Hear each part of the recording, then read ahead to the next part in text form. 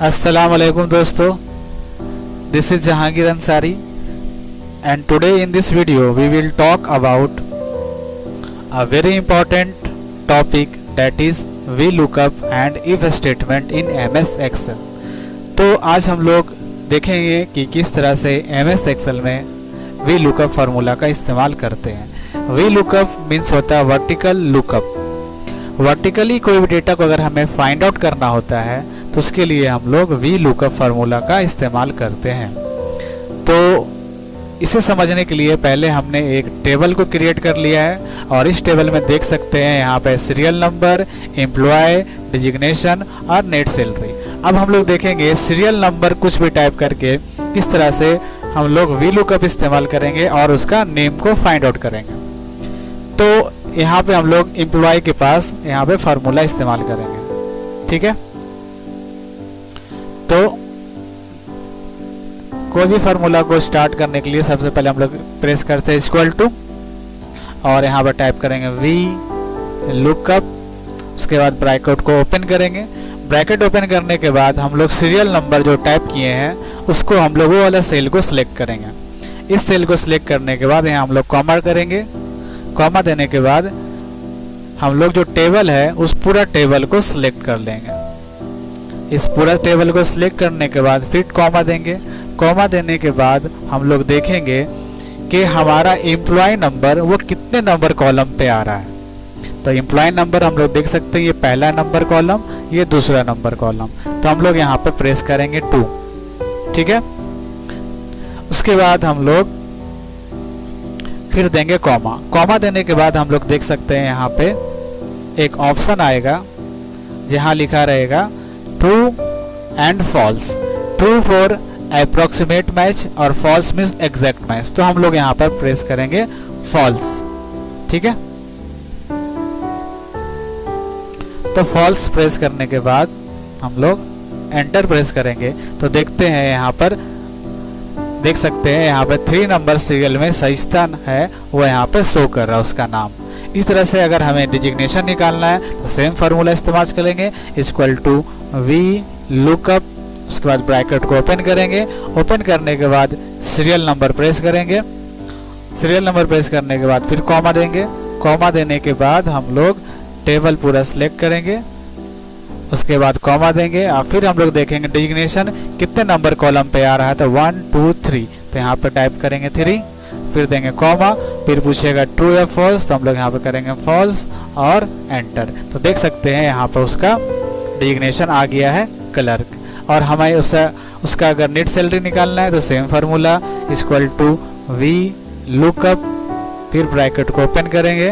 Open करने के बाद हम लोग सीरियल नंबर पे प्रेस करेंगे, फिर कॉमा, उसके बाद पूरा टेबल को सिलेक्ट करेंगे। उसके बाद फिर कॉमा देंगे। फिर हम लोग देखेंगे नेट सैलरी हमारा कितने नंबर कॉलम पे आ रहा है। तो 1 2 3 4, तो यहाँ पे प्रेस करेंगे 4, फिर कॉमा देंगे, फिर यहाँ पे हम लोग कर देंगे फॉल्स। तो देख सकते हैं इसका वो सारा डिटेल्स आ गया है। अब जिस तरह से यहाँ पे हम लोग सीरियल नंबर चेंज करेंगे, फॉर एग्जाम्पल अगर हम लोग करते हैं 2, फिर एंटर प्रेस करते हैं तो देख सकते हैं यहाँ पे सारा उसका डेटा आ गया है। इस सीरियल नंबर 2 में जन्नत, डिजिग्नेशन और उसका सैलरी आ गया है। जिस तरह हम सीरियल नंबर चेंज करेंगे तो उसका पूरा डिटेल आ जाएगा। तो आज हम लोग ने देखा कि किस तरह से हम लोग VLOOKUP का इस्तेमाल करते कोई भी डेटा को वर्टिकली फाइंड आउट कर सकते हैं, ठीक है। अब हम लोग देखेंगे कि किस तरह से इफ स्टेटमेंट का, इफ कंडीशन का इस्तेमाल करते हैं, ठीक है। तो इफ कंडीशन के लिए पहले हम लोग ने एक डेटा को क्रिएट कर लिया है और इस डेटा में हमारा दिया हुआ नेम, मार्क्स और पास और फेल, ठीक है। और दूसरा हम लोग डेटा लिया है जिसमें वोटर, एज और एलिजिबल फॉर वोटिंग, ठीक है। अब हम लोग देखेंगे किस तरह से हम लोग इफ कंडीशन का इस्तेमाल करके करते हैं, ठीक है। तो इफ फार्मूला का हम लोग इस्तेमाल वहाँ करते हैं जहाँ हमें अगर कंडीशन पुट करना है वहाँ पे, ठीक है। तो यहाँ पे हम लोग देखेंगे कि किस तरह से इफ स्टेटमेंट का, इफ कंडीशन का इस्तेमाल करते हैं। तो यहाँ पे हम लोग सबसे पहले प्रेस करेंगे इक्वल टू और इफ, उसके बाद ब्रैकेट ओपन करेंगे। अब हमें कौन सा सेल में कंडीशन डालना है वो सिलेक्ट करेंगे। फॉर एग्जांपल इसमें मार्क्स में इसका मार्क्स वाला सेल में प्रेस किए, उसके बाद हम लोग इसमें कंडीशन डालना है। फॉर एग्जांपल अगर हमें इसमें डालना है लेस देन 40, अगर इस सेल में 40 से कम रहा तो यहाँ पर क्या लिखाएगा फेल। तो यहाँ पर हम लोग लिख दिए फेल, ठीक है। फिर उसके बाद हम लोग अगर वो नहीं रहा तो लिखाएगा पास, ठीक है। ये कंडीशन डालने के बाद हम ये ब्रैकेट को क्लोज करते और एंटर प्रेस करते, तो देख सकते हैं यहाँ पे आ गया है पास। मीन्स ये सेल में जो है मार्क्स वो 40 से ज़्यादा है। तो इस तरह से हम लोग देखा कि इफ़ कंडीशन का इस तरह से इस्तेमाल करते हैं और कोई भी डेटा को हम लोग आसानी से कर सकते हैं, ठीक है। और दूसरा हम लोग डेटा देखते हैं जिसमें कुछ वोटर आईडी के नाम है और उसके कुछ एज है। अब चेक करेंगे कि इसमें कंडीशन डालेंगे हम लोग कि अगर वो 18 ईयर से कम है तो वोटिंग देने के लिए एप्लीकेबल है या नहीं है, ठीक है। तो इसमें भी हम लोग सेम कंडीशन इस्तेमाल करेंगे, इक्वल टू इफ़ ब्रैकेट को ओपन करेंगे।